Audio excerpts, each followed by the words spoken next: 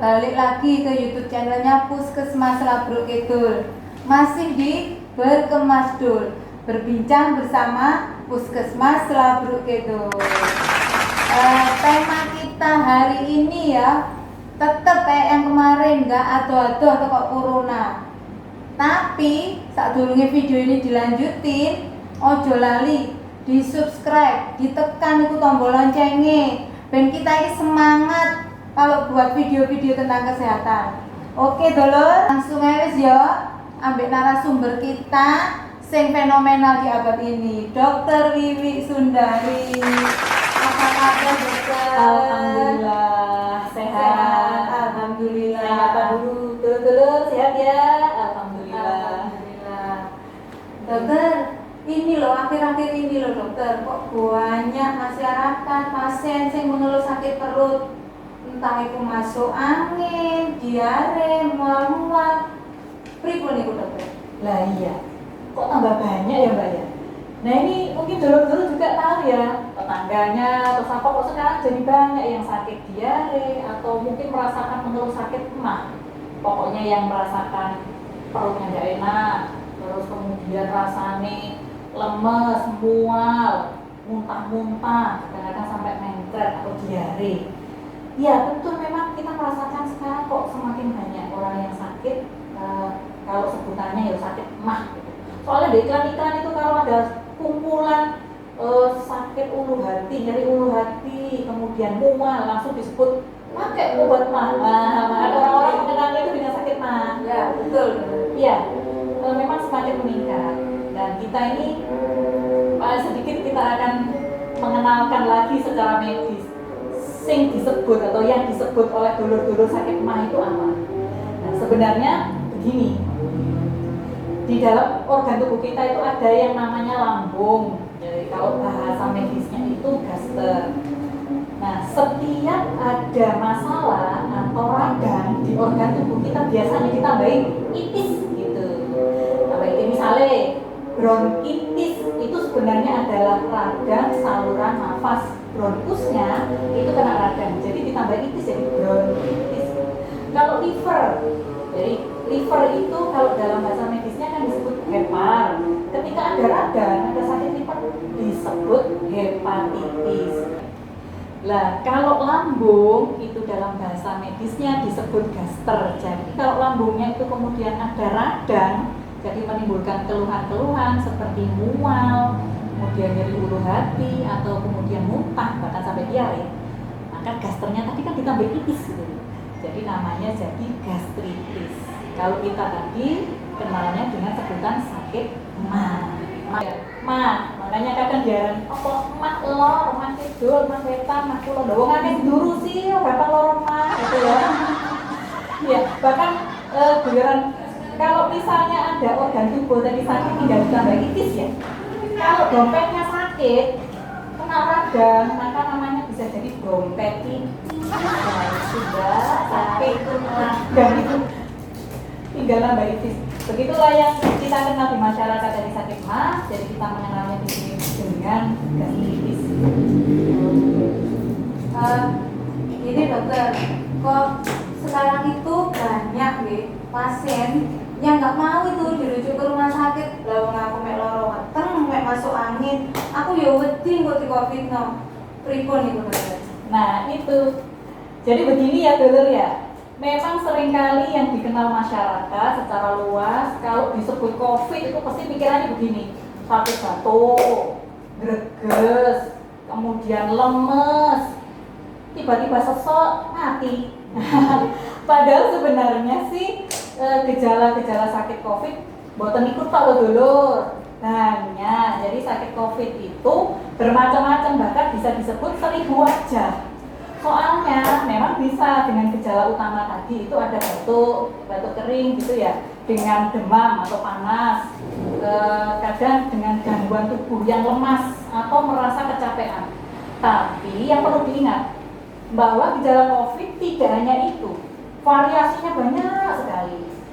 Nah, kayak termasuk tadi, wong aku lo mek loro emah, paling iki tipes, aku tahu loro tipes, kok diarani aku COVID. Memang bisa jadi COVID itu muncul gejalanya itu di saluran pencernaan.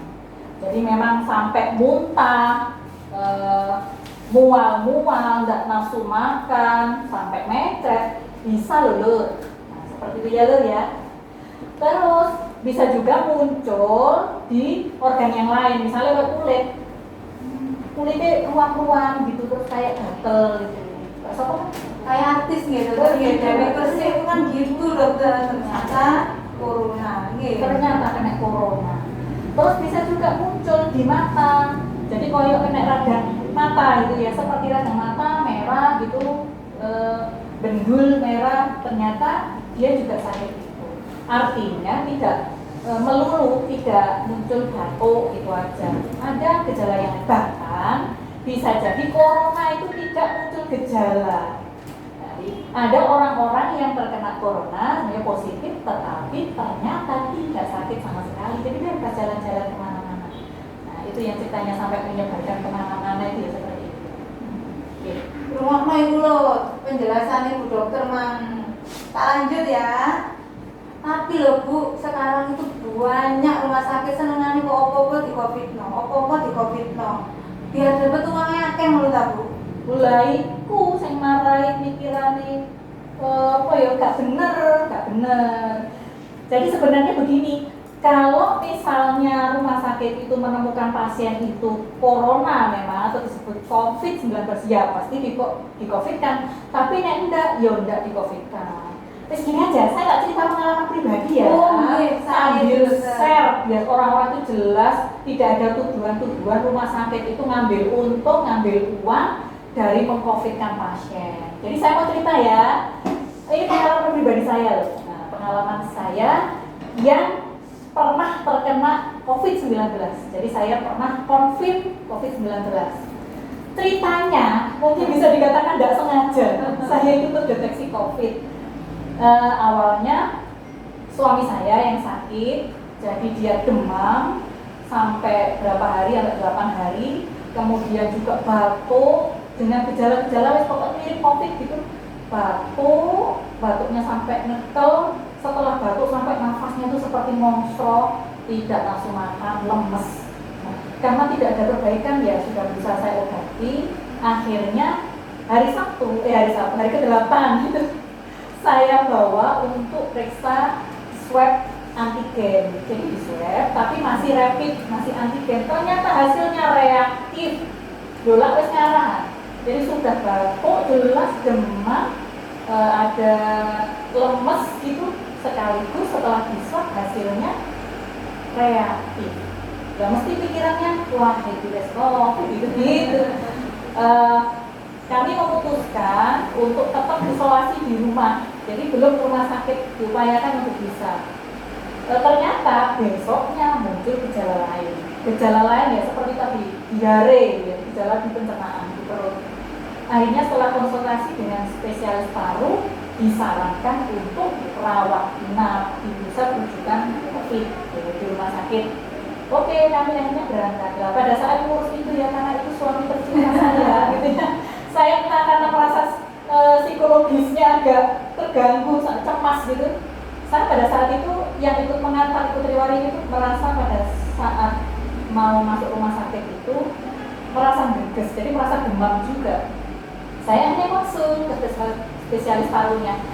Dok, bagaimana saya kok merasa demam juga? Akhirnya dokternya memutuskan sudah sekalian dirawat inap juga. Karena dengan asumsi suami saya COVID dan saya tertular. Jadi bayangannya pertama itu seperti itu. Oke, akhirnya kami rawat inap. Besoknya hari Senin, gitu istilahnya. Hari Senin itu kami menjalani serangkaian tes, termasuk swab PCR, kemudian juga ronsen. Jadi keduanya saya dan suami di ronsen, dites, dan setelah itu sudah diterapi, gitu ya, diterapi dari rumah sakit. Lah besoknya hasil itu keluar. Suami saya, gitu ya. Pagi-pagi didatangi oleh petugas laboratorium. Pak, Bapak dilakukan tes swab yang kedua ya. Karena swab yang pertama itu hasilnya negatif. Saya jadi mikir. Suami saya di swab yang kedua kan yang pertama negatif. Akhirnya saya tanya, Loh Mbak, hasil saya bagaimana? Dijawab, punyanya itu masih dianalisa. Wah, mikir saya, kok saya nggak diambil? Kan kemarin ambilnya barengan gitu. Terus protes atau gimana? Jangan-jangan ini. Jangan-jangan dia mikir, jangan-jangan saya positif ya? Kok suami saya diambil 2 kali karena alasannya negatif? Nggak diambil kan berarti saya positif. Ternyata betul. Jadi sore harinya diberitahu oleh dokter spesialis paru yang visitor bahwa suami saya 2 kali swab PCR tetap negatif, sementara saya positif. Lah, saya yang merasa sehat-sehat saja. Wong saya gergesnya ya cuma malam itu aja. Saya pikir psikologis ya. Besoknya sudah sehat, sudah bisa jalan-jalan, ngobrol-ngobrol sama orang walaupun jarak jauh gitu. Saya merasa sehat, kok ternyata saya yang COVID. Nah, itu. Akhirnya karena penasaran, mungkin ada prosedur tertentu ya. Akhirnya suami saya diulang ketiga kalinya, sampai 3 kali. 3 kali loh Lur. 3 kali itu dilakukan tes swab PCR. Padahal itu rasanya pengaruh waktu di swab itu. Sampai beredes gitu. Untuk memastikan ini dokter ya? Untuk memastikan? Untuk memastikan, jadi suami saya di swab sampai 3 kali. Dan hasilnya baru keluar besoknya lagi, dinyatakan suami saya 3 kali tetap negatif. Nah saya yang 1 kali yang tidak ada gejala ternyata justru positif. Nah ini jadi jelas ya Lur ya, suami saya yang sudah gejalanya tuh koyok-koyok gitu ya, itu COVID dengan batuknya, dengan demamnya, dengan diarenya. Nah kok ternyata malah negatif. Nah saya yang nggak punya gejala malah positif. Makanya saya bisa testimoni bahasa bisa menyampaikan, loh gak kira rumah sakit katanya COVID kan, loh buktinya, suami saya yang sudah gejalanya jelas ngarah ke sana, ketika hasilnya ternyata negatif, yo ndak dibilang suami saya COVID asli loh. Jadi suami saya tetap pulang dinyatakan sehat, jadi negatif. Sementara saya yang nggak punya gejala tetap dinyatakan saya positif. Dari sini, nah makanya kalau ada cerita, lo masuk stroke kok jarine COVID, lo masuk lo mek loro weteng diare kok jarine COVID, ini pasiennya rumah sakit, ini golek COVID-COVIDan gitu ya. Tidak betul. Jadi kalau hasilnya memang dia itu positif, pasti akan dibilang positif. Kalau hasilnya negatif, ya negatif. Walaupun di positif no, gitu ya, nggak mungkin lah kita itu mau membuat berita yang palsu. Nah seperti itu. Jalur ya, jalur rumah maya. Ojo di mana kalau disuruh ke rumah sakit. Oke? Tapi loh dokter, ini loh di luar itu loh banyak kan info-info tentang COVID kan, lah itu masyarakat malah stres dokter. Rumah-rumah yang seperti itu. Iya. Stres. Ya itu sebenarnya stres itu kan kadang-kadang terjadi dari sesuatu yang tidak ada faktanya. Pikirannya sabu, sampai mana-mana geletek orang. Jadi kadang-kadang dipikir hanya memikirkan persepsi orang lain. Nanti dibilang tetangga saya ini aib, tetangga saya nggak mau datang ke rumah. Akhirnya dia jadi stres. Nggak mau datang ke puskesmas periksa, takut di COVID kan. Nggak mau, apalagi ke rumah sakit. Curang rumah sakit terus pulang rebu, nggak bisa metu dekat di COVID no, gitu ya. Akhirnya jadi stres ya. Sudahlah dia sakit, dia jadi stres. Ada lagi sih sebenarnya yang stres yang lain karena efek pandemi corona ya Lur ya. Mungkin dulu ada yang merasakan kok rasanya sekarang ekonomi jadi lebih berat ya Lur ya. Nah itu juga akhirnya bikin stres. Orang yang biasanya buka misalnya bisnis wisata, jadi tidak ada pengunjungnya. Yang jualan-jualan, kemudian juga pembelinya jadi lebih sepi. Pembelinya nggak ada duit loh, nanti bayarnya rokok gitu ya. Kemudian yang bisnis travel gitu ya misalnya, atau pekerja di pabrik juga karena ada pandemi ini kadang susah bayar.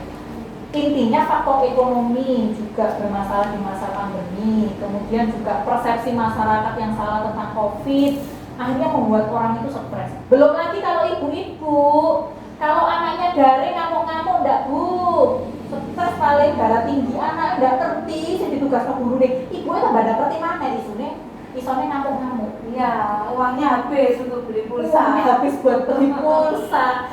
Ya begitulah, jadi memang kita merasakan bahwa di masa pandemi itu stres itu banyak sekali. Nah masalahnya ada lingkaran setan. Bukan lingkaran malaikat, lingkaran setan. Stres itu menurunkan imunitas tubuh. Akhirnya ketika orang itu stres, ya gampang sakit, Mbak. Nah itu. Ya sakit sendiri juga bikin stres, jadi muter aja. Termasuk orang yang sakit mah, itu kadang-kadang udah sepele, mikirnya kadon, empok gek. Nanti pas begini, akhirnya dia jadi stres. Nah itu yang terjadi sekarang, masyarakat memang lagi banyak yang stres. Pokoknya nggak sampai yang pepatah yang ya, senggol, bacok gitu. Moga-moga nggak sampai seperti itu gitu, paling stresnya dipendem gitu ya. Iya. Ya begitu. Oke. Ini yang terakhir dokter. Tips-tipsnya ini yang ditunggu oleh dulur-dulur. Gimana mengatasi stres di masa pandemi? Iya. Lur, gimana? Dulur-dulur kalau sing stres apa enggak? Ada yang stres apa tidak? Nah, memang kalau tadi saya sebutkan di masa pandemi ini banyak yang stres. Tapi kan namanya stres itu harus dikelola supaya tadi tidak muncul menjadi lingkaran setan.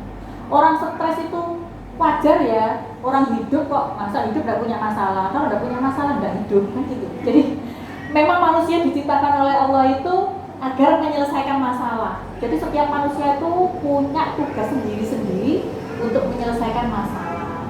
Kalau tidak mau menyelesaikan masalah ya mati saja. Jangan mati. Jadi bagaimana caranya mengatasi stres? Yang pertama, hadapi itu sebagai suatu kenyataan bahwa setiap masalah itu adalah peluang kita untuk meningkatkan kualitas kita. Contohnya apa? Misalnya ternyata kita sakit ya. Sakit itu sebenarnya dikasih keistimewaan. Kita kan akhirnya jadi nggak kerja. Kayak saya ya, sakit. Saya pernah sakit karena di rumah sakit akhirnya nggak kerja. Dikasih keistimewaan, isinya hanya apa? Ya doa, istighfar sambil istirahat. Ya, dikasih keistimewaan seperti itu. Kita mungkin banyak merenung. Ya dibuat happy saja, alhamdulillah. Dikasih kesempatan berdoa lebih panjang, dikasih kesempatan introspeksi lebih panjang. Misalnya kena musibah begini, bagaimana ekonomi lebih sulit? Ya, kita ambil sisi positifnya aja. Kita merasakan bahwa kalau ekonomi kita sulit, mungkin pada saat itu Allah itu menyuruh kita untuk mengaktifkan kreativitas kita mencari rezeki gitu ya. Bisa jadi seperti itu. Biasanya cuma jualan ditunggu, akhirnya jualannya dikelilingkan. Misalnya salah satu contoh seperti itu. Bagaimana dengan anak-anak yang sekolah yang ibunya mumet? Ibunya tadi anaknya daring, ibunya darting. Nah, yo, anaknya daring, ibunya darah tinggi. Apa itu lur? Gitu. Jadi kalau misalnya menghadapi seperti itu, memang kita harus berusaha mensabarkan diri, ya, menjaga emosi, bahwa semua itu ada manfaatnya. Bisa jadi biyen dulu Bu pernah nggak ngancani anaknya sinau? Jarang kan? Nah. Mungkin akhirnya itu disuruh oleh Allah mendekat kepada anaknya, menemani. Tapi yang kan tidak ngerti, ya kan ada kesempatan untuk belajar. Dari serangkaian tadi itu contoh-contoh yang saya ceritakan, sebenarnya satu itu adalah berpikir positif terhadap apa yang menimpa kita. Jadi apa yang kita anggap buruk itu belum tentu buruk buat kita, justru itu bisa jadi bagus buat kita. Mau dikasih sakit, ya bagus. Mau dikasih mungkin keuangannya seret, ya bagus. Mau dikasih tugas tambahan menjadi guru atau tugas tambahan kemudian bekerja ekstra, itu bisa kita terima sebagai sesuatu yang bagus. Intinya kita berpikir positif. Yang jelas Allah tidak akan menurunkan masalah kepada kita kalau kita itu dianggap tidak mampu. Jadi kalau kita diturunkan seperti itu pasti kita mampu. Kok pikirannya kalau ngomong, engkau aku mati. Lo masih orang COVID lo ya, orang itu kan ya mati, ujung-ujungnya juga mati. Ya lo ya. Nah, jadi begitu. Kita tidak usah stres. Kita tata bahwa kita itu bisa melakukan aktivitas yang lebih baik, bisa bermuhasabah. Intinya semua yang ditimpakan pada kita itu baik. Insya Allah kalau kayak gitu nanti imunnya naik. Kalau imunnya naik malah tidak jadi sakit. Begitu sekilas tips-tips dari saya. Tuh, di rumah tenanan ya dulur, itu dipraktekkan di rumah, ya biar nggak stres menghadapi corona. Oke, terima kasih banyak ya dokter, Sama-sama. penjelasannya. Pembicaraan kita hari ini seru banget. Oke. Semoga menjadi pengalaman baru bagi dulur-dulur. Semoga ilmunya juga bermanfaat. Ya sampai di sini ya video ini. Makasih udah nonton. Ojo lali ditunggu video-video selanjutnya. Bye. Assalamualaikum.